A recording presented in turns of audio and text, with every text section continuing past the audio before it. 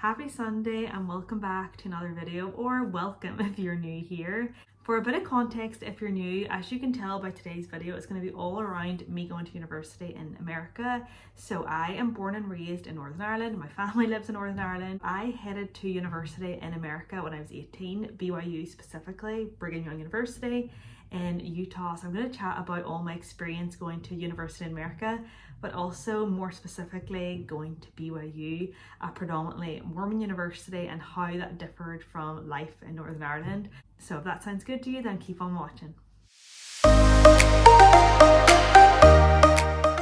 So I had you guys ask me a bunch of questions over on Instagram. So if you see me looking at this phone, I'm not just like checking my notifications. I'm reading off the questions. I got honestly close to 50 questions. So I'm going to try and answer as many as I can, but I'm probably not going to be able to answer all of them. But I'm going to answer the ones that I felt like were the most interesting, people would want to know. So I'm going to start off with like how I ended up going to university in America. So I got questions like, why did I go to university in America and not at home? And like what pushed me to apply for BYU specifically? So I wish I had this like grand answer, but it was honestly a very last minute decision. I applied for BYU and I applied for Stranmillis, which was like a teaching university here in Northern Ireland. And I can't say I knew for sure which one I was going to go to. I got actually accepted to both on the same day, which was kind of crazy. And honestly, when I got accepted to BYU, it kind of just felt like it was such a big opportunity that I had to like give it a try, and if not, I could always reapply and go maybe to Stranmillis the next year. So there's not like a big reason. Like I can't say I was dreaming about going to university in America my whole life or anything like that. And there was no real reason why I chose it over Northern Ireland. It's just that I applied to both, got accepted to both, and then it just felt like if I didn't go, it was a bit of a wasted opportunity. And then kind of like what pushed me to apply to BYU, and honestly, like I said, it was kind of a last minute decision. It's not something I'd ever thought about, but I had a friend who was also Mormon in my school, and she was applying, and I was just like, you know what, if she's gonna apply, we might as well just apply together. And I genuinely never thought I'd finish the application or that I would ever get in. And so it was kind of just like, it was really just a spur of the moment thing. I didn't really think of the repercussions, and I didn't really realize how big of a deal it was, but it just felt like, oh, fun and cool to apply for university in America. So yeah, once I started applying, I just kind of kept going, and here we are. And then what research did I have to do when looking into it? I really did no research. I have no idea how you apply for other universities. I just went onto BYU's website, went onto the admissions, and just followed step by step. It's kind of wild to think about such a big decision that I did literally no research. I just kind of copied my friend and whatever she did. So a big question people want to know is, how much did it cost? Was it really expensive?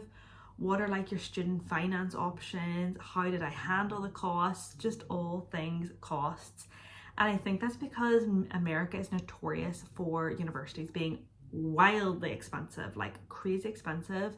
Now, I went to BYU in 2014. That's like nearly 10 years ago, so prices and things may have changed. But when I went, it cost $2,500 a semester. You did 2 semesters a year, so you're looking at $5,000 a year, which honestly is no more expensive than university in Northern Ireland. Now, it is more expensive for non-members, like people who are not Mormon, but that is the price that I paid, $2,500. Plus, as an international student, I would have had to pay a few more extra fees. The one I can think of that I know off the top of my head was I had to pay like a $4,000 deposit that basically covered the cost that if something was to happen, they could deport me, which sounds kind of bad. But you did get that money back once you graduated, so it was like, I didn't pay $4,000, it was just a deposit, and then once you were finished school, they gave it back to you. So how did I afford to pay $10,000 a year? Plus you got to think about rent and food and all that jazz.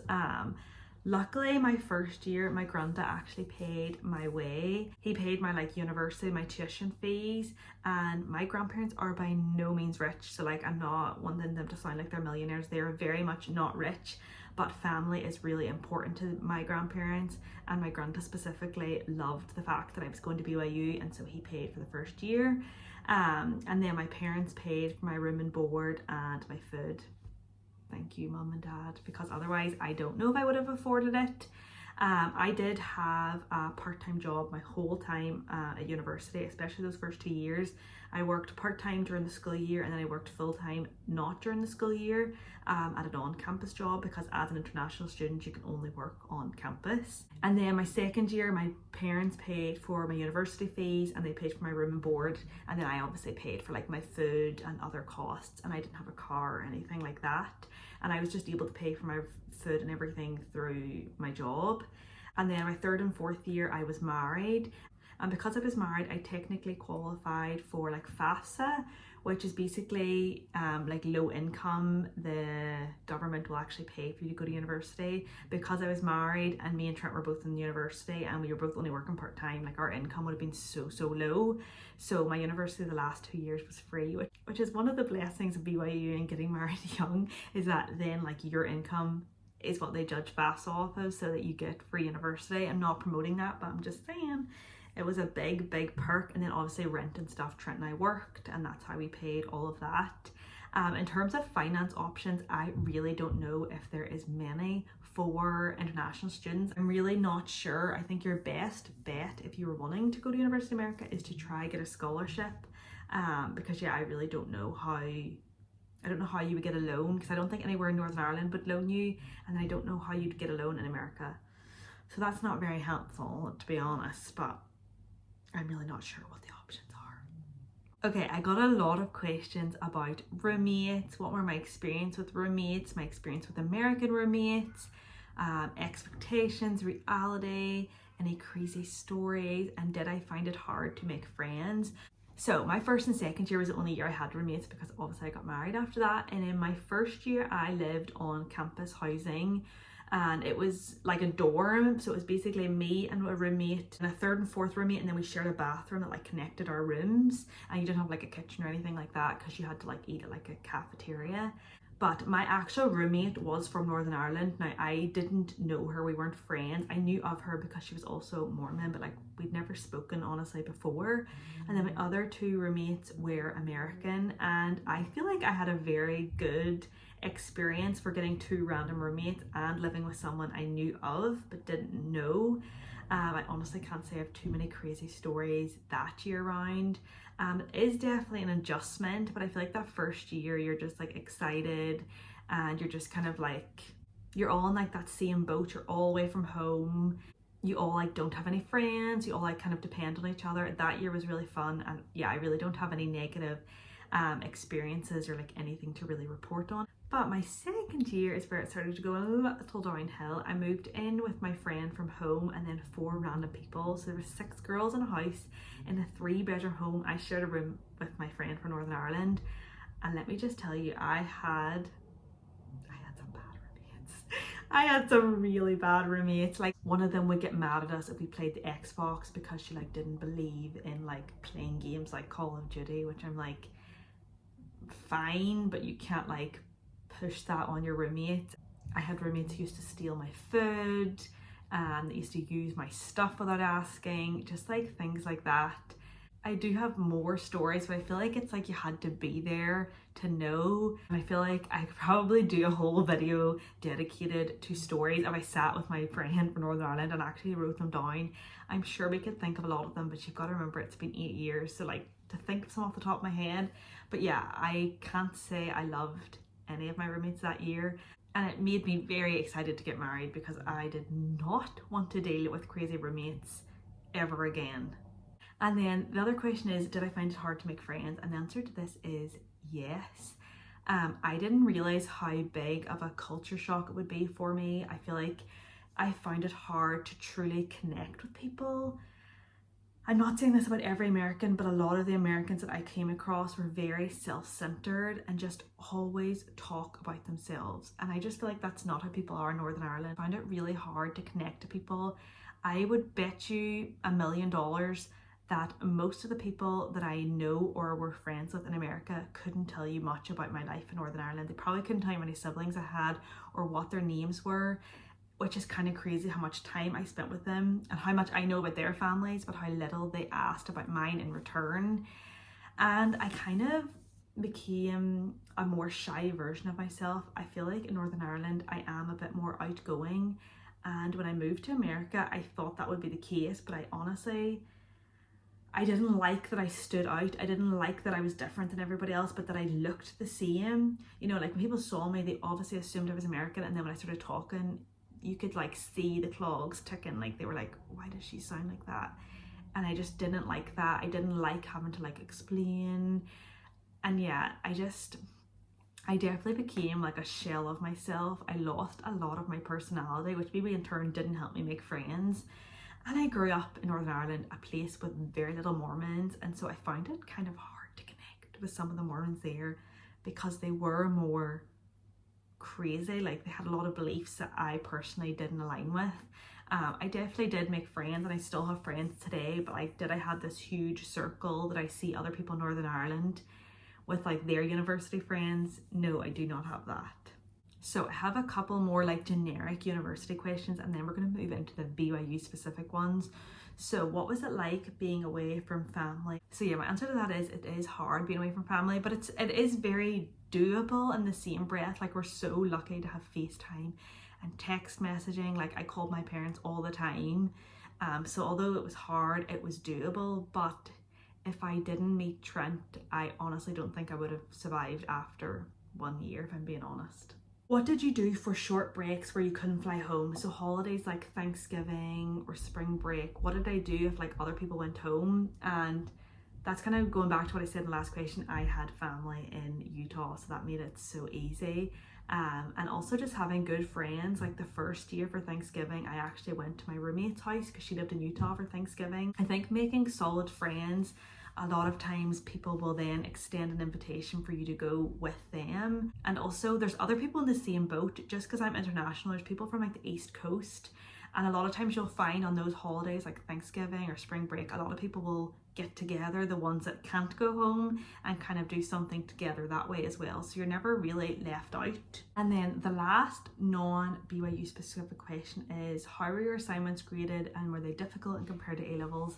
And so I thought American University was going to be a breeze because it's 90% multiple choice. And I was like, oh, obviously multiple choice is going to be so easy. I'm going to like ace this. For context, I got an A star, an A and a B at A-level. So I'm not like super smart, but I'm not like not. And I struggled with BYU hardcore. BYU in and of itself is very difficult, but I struggled with multiple choice. I thought it was going to be so easy, but because I am used to taking tests a certain way, which in Northern Ireland is predominantly short and long answers, changing to like multiple choice, I just wasn't good at it. For context, I took a class, I think it was social development, and he basically allowed you to take the test one of two ways. You could do essays or you could do multiple choice. So for the first test that we did, I did multiple choice. I got the lowest in the class. The second test we did, I was like, okay, I'm going to try to do the essays. I got highest in the class.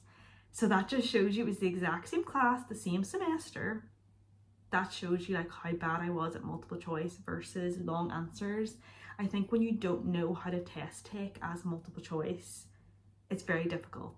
So it sounds easy, but just like when you're used to learning a certain way, it's so hard to like switch to a different way of learning. So I honestly really struggled with schooling in America, which is something I can't say I ever did in Northern Ireland. Like I was never top of the class, but I would have always been like upper middle. Like I would have been like the middle and then like the upper section of like the middle tier of people. And I would have said at BYU, I would have been like the lower end of people. So that sucked. Okay, I need to start ramping this up because I feel like this video is going to be really long, but let's get on to the BYU specific questions. So is BYU just for Mormons? And the answer to that is no, but is it predominantly Mormons? Yes, and that's for a number of reasons. Cheaper for Mormons to begin with, and you have to sign this thing called the honor code, which will lead us into our next question, which is basically a bunch of rules. And in my opinion, if you weren't a Mormon, I don't know why you would want to agree to these rules. If you weren't Mormon, I'd rather just go to like another university, but I know people do because it is very affordable. So a question coming off of that, someone asked, are the things on the honor code I didn't agree with?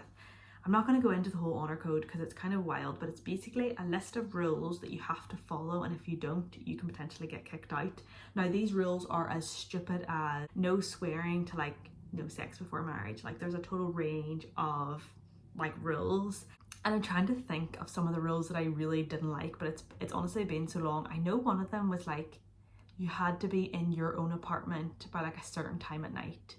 I want to say like 10 or 11 p.m. Like, it wasn't super late. And like if you had bad roommates, they could literally call the honor code and tell on you. That's the kind of thing. It's not the honor code that's bad, it's like the people that snitch on other people. I honestly can't remember off the top of my head. I know there is ones I don't agree with, and I know there is a bunch.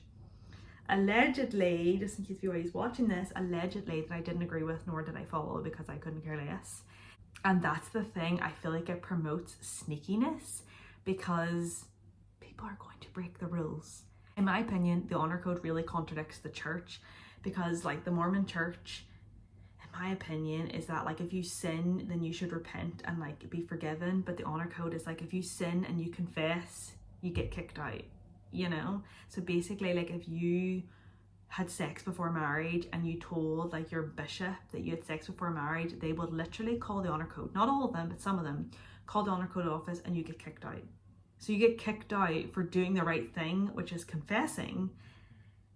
Like that just doesn't align with me. That doesn't feel right to me. And then it just makes people become more sneaky and it pushes people away. So there's a lot I don't agree about the honor code, but I see the value of having it because there has to be some sort of differentiation if like the church is paying for the university. So I have a lot of thoughts about that, but I don't want to delve too deep.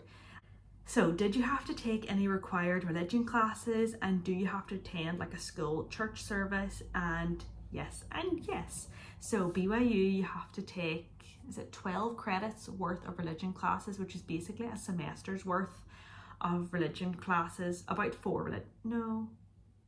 I think it works out to about 6 religion classes, and you can take all of them in one go. You can spread them all out. I usually just did one per semester, and you're required to take a Book of Mormon, a New Testament, an Old Testament, and then you could pick the other ones. So I think I did world religions. I can't even remember what other ones I did, but yes, you have to. And the annoying part is if you transfer out of BYU, like Trent did, those credits don't like transfer to any other university, because like what other university is going to count a Book of Mormon credit? So that sucks. But the classes themselves are usually fine. It's usually like a GPA booster because they're usually decently easy. And then do you have to attend a church service? And you don't have to attend a school church service, but you have to go to church every week as part of the honor code. Not necessarily run by the school, but you just have to go to like whatever ward you're assigned to, whatever church you're assigned to, you have to go to that one every week, or you can go to other ones, but your attendance at church has to be like above a certain percent, or potentially they can call the honor code office on you. That was one of the things that I struggled with the most. Did my testimony grow by constantly being around people of my faith? No. And in fact, quite the opposite. Sure, people I know are going to watch this, my family or Trent's family, and this is what it is. Being in Utah turned me off the church so much. I hated the different churches that we went to. I would honestly say when we lived there the last 2 or 3 years, I maybe went to church a handful of times. I never felt comfortable in my wards. I never felt like I fit in. I just felt like it was very cliquey, and it was all very much for show. People would say like, I love all of you and I think about all of you, and I'm like, well, I haven't been to church in 7 months and not a single person has tried to contact me or even noticed, so I don't think so. I just felt like it was all very fake.